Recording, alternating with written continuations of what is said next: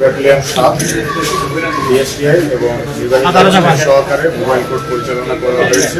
কর্ণফুলী উপজেলা শিকলবাহা এলাকায় একটি অবৈধ সাবানের ফ্যাক্টরি পাওয়া গেছে।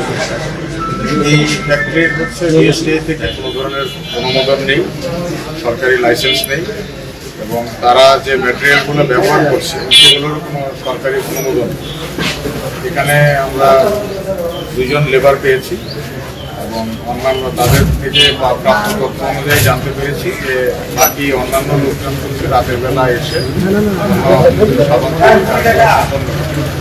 তারা এই সাবানগুলো অবৈধভাবে তৈরি করছে, অনুমোদন নেই এবং তার পাশাপাশি তারা বিভিন্ন কোম্পানির নাম ব্যবহার করছে, যেটা একটি গর্হিত অপরাধ।